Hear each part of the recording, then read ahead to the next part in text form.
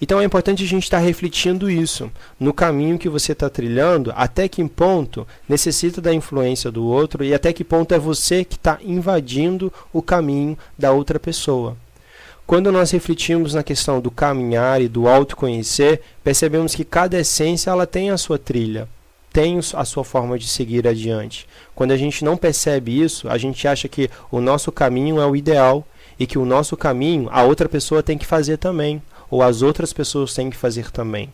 Esquecemos que cada um está num estágio de evolução, um estágio de amadurecimento, e cada um tem o seu próprio caminho a ser trilhado.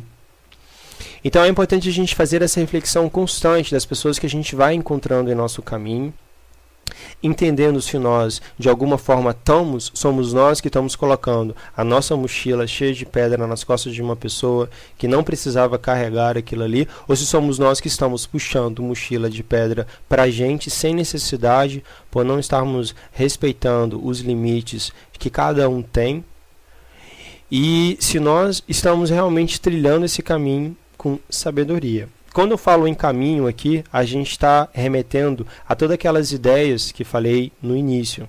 Você tem um caminho do teu trabalho, você tem um caminho da tua vida acadêmica, você tem um caminho da tua vida espiritual, você tem um caminho da tua vida de relacionamento, você tem o caminho interior, que é você com você mesmo.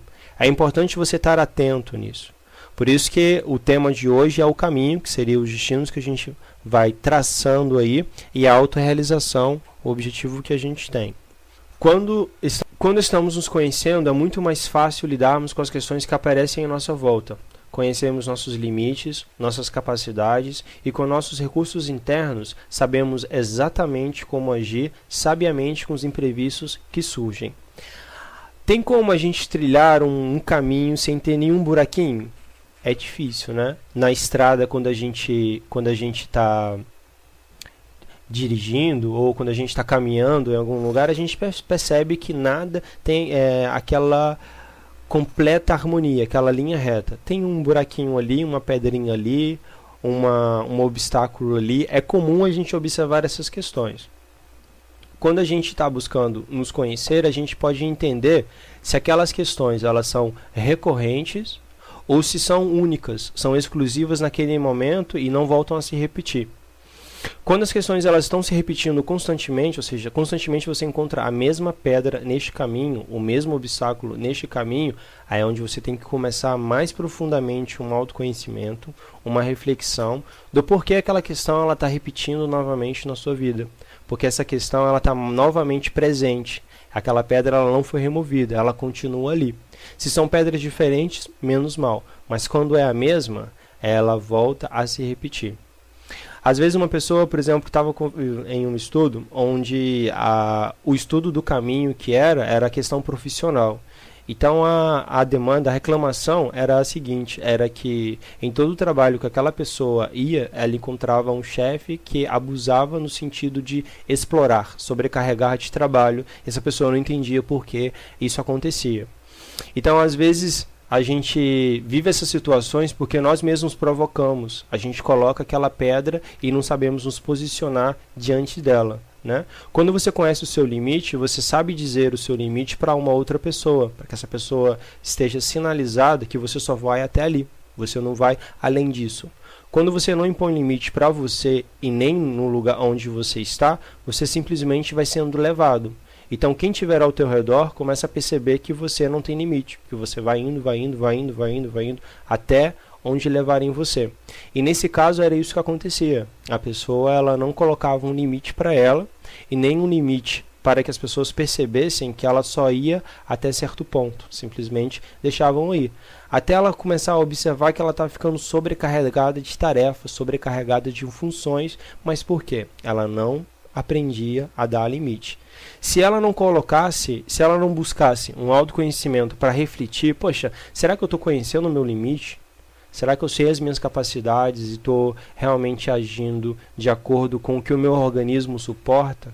Estou agindo de acordo com o que o pensar suporta, que o sentir suporta, ou estou sobrecarregando eles? Então, em cada caminho que a gente siga, a gente tem uma avaliação muito interessante que a vida e o nosso organismo nos mostram, né? porque na vida é o problema e no organismo é a dor. Se o teu corpo está doente e você sente dor, você já sabe, pô, tem alguma coisa disfuncional, tem alguma coisa que não está corretamente, que está desajustado. Então você vai procurar se cuidar para fazer com que o organismo ele volte a estar em harmonia.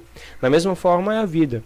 A vida ela pode te mostrar não falando para você, ei, acorda, você está com problema, você está passando por isso, por causa disso, daquilo e daquilo outro.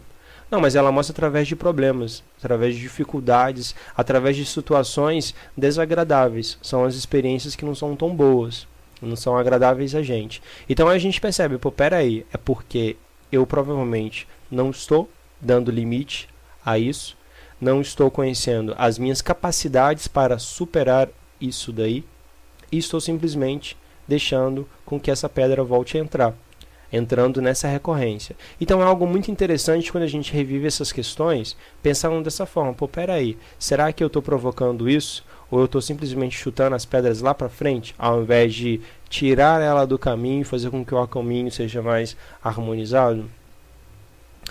Aí a Aline fez uma pergunta: como a gente faz para conciliar nossos caminhos com pessoas cheias de erros? Quando a gente percebe que cada um tem o seu caminho, a gente não precisa entrar no caminho da outra pessoa.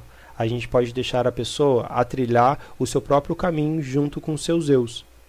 Os nossos eus, eles vão sendo poldados, eles vão sendo transformados. A gente tem a opção de transformá-los conscientemente ou inconscientemente, que a gente vai aprender mais para frente. Conscientemente, a gente aprende a transformá-los através da observação, da autoobservação, através do estudo, da reflexão, da compreensão.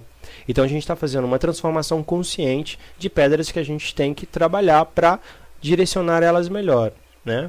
Não ficar no meio do nosso caminho. E também tem as vezes que a gente prefere deixar com que o nosso caminho ele seja levado inconsciente. É quando a gente pisa, chuta, pisa, quebra o pé, machuca, cai e vai indo, e vai caindo, e vai pisando, e vai quebrando, e vai caindo, até chega um momento que a dor é tão forte que a gente já não quer mais confrontar aquilo ali. Já quer buscar uma alternativa para não ficar passando por aquela situação repetitivamente. O que acontece? Para lidar com as pessoas, é importante que a gente respeite os erros delas e mostre para elas uma forma que elas possam conhecer esses estados dentro dela também. Porque às vezes uma pessoa está jogando a pedra na outra, mas ela não sabe que está jogando daquela forma, ela é inconsciente. Se você tem consciência que ela está jogando aquela pedra, que aquela pedra também vai machucar ela lá na frente, você pode mostrar ela. Depois do mostrar, do incentivar a observação, as suas funções em relação a essa pessoa fica limitada, porque só ela que tem a opção de controlar e falar, não jogo mais pedra, não fico mais com esse eu, não fico mais com esse comportamento. A sua função era apenas mostrar. Agora, se você tem um conhecimento, tem a ferramenta para não ficar carregando pedra e observa as outras pessoas carregando pedra e jogando pedra mais para frente e não procura uma forma de mostrar para que a pessoa perceba, aí sim você está atrapalhando, né?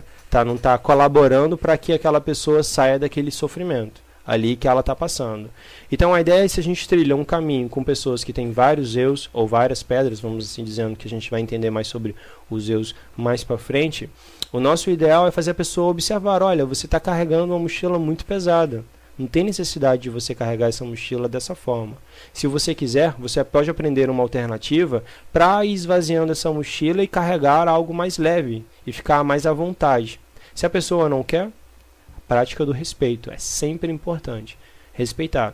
Às vezes o nosso eu do apego quer trilhar um caminho com alguém, mas da maneira que os nossos eus querem, é onde atrapalha. Não, essa pessoa ela tem que mudar isso porque eu quero que ela mude para ser mais conveniente para mim. Então, o interesse em querer ajudar ou o interesse em querer mudar a outra pessoa já é um motivo para a gente refletir o que dentro da gente está querendo fazer aquilo ali para aquela pessoa, está querendo fazer essa mudança. Por isso que é importante desapegar dessa ideia, desapegar da ideia de querer tirar pedras dos outros e sim estimular ela a observar aquela pedra para que, se ela quiser, ela remova. Se não, o respeito, que ela carregue a pedra até onde ela achar que precisa ser transformada, precisa ser deixada de lado. Então é importante isso. Se a pessoa não quiser ver, se a pessoa não quiser mudar, se a pessoa ela não quiser transformar, liberdade, respeito. Ela está trilhando o caminho dela. Se for para o bem dela, em um determinado momento de sua existência, ela irá perceber e irá mudar. Mas você tem a sua consciência tranquila que você fez a sua parte. É muito importante a gente ter isso em consciência quando temos o intuito de colaborar com alguém. A intenção de que, bom, falei para você, ela tomou consciência através de mim, dei a palavra, dei a orientação, agora ela não quer deixar essa pedra, tudo bem, que ela siga levando a pedra até o momento que ela observar que não precisa mais carregar ela. Então é importante a gente saber quando é que a gente deve intervir no caminho de uma pessoa e como intervir. Que às vezes nós queremos intervir para satisfação do nosso próprio ego, da nossa própria vontade, do nosso próprio desejo. E essa intervenção acaba nos prejudicando também, porque não estamos fazendo de uma forma sábia, não estamos fazendo com consciência. Então é uma boa reflexão. O autoconhecimento é um aprendizado constante, não só nosso, mas também aprende as pessoas que estão à nossa volta, pois naturalmente somos influenciados e influenciamos os outros à nossa volta. À medida que conhecemos nossas ações e mudamos de forma positiva, as pessoas ao nosso redor sofrem a influência dessa positividade, e assim os ambientes que frequentamos se tornam mais agradáveis. Quando alguém pergunta assim para mim, e eu procuro aplicar isso também, qual é a melhor forma de você colaborar com alguém ou mostrar para a pessoa que aquele caminho que ela está andando tem muita pedra? A melhor forma é através do seu próprio exemplo. Se você se torna um exemplo de caminhos agradáveis, logo a outra pessoa vai ter você como referência. Agora, quando você não mostra um exemplo, então não adianta querer mostrar a outra pessoa um caminho que ela poderia se sentir melhor.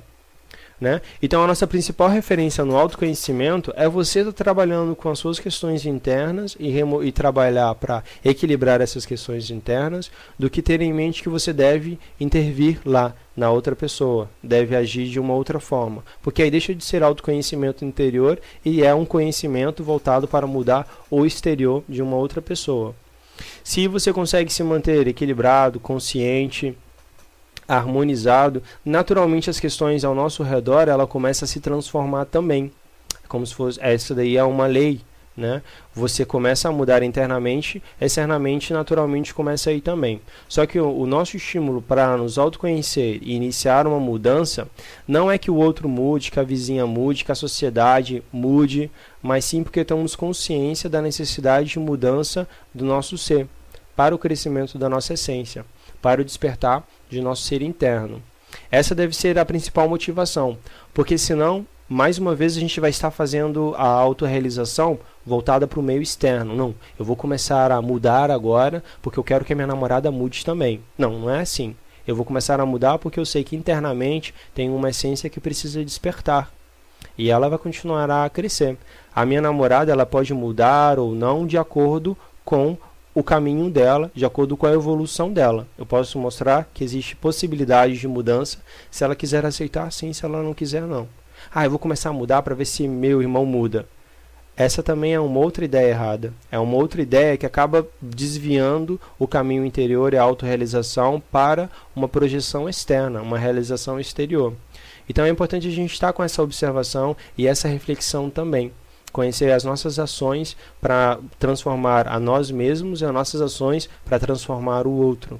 E saber se elas estão equivalentes, se elas estão se encaixando. O Pedro ele fez uma pergunta. Eu não entendi direito, Gil. Como livramos-nos das pedras? O objetivo do autoconhecimento não é você pegar e se livrar das pedras do tipo, peguei da mochila e joguei fora.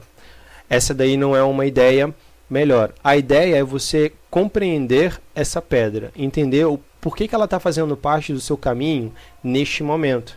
À medida que nós compreendemos isso, o que acontece? A gente vai tirar a pedra do nosso caminho, mas não vai tirar ela fora. Você vai tirar ela do seu caminho e deixar ela no lugar onde ela precisa estar.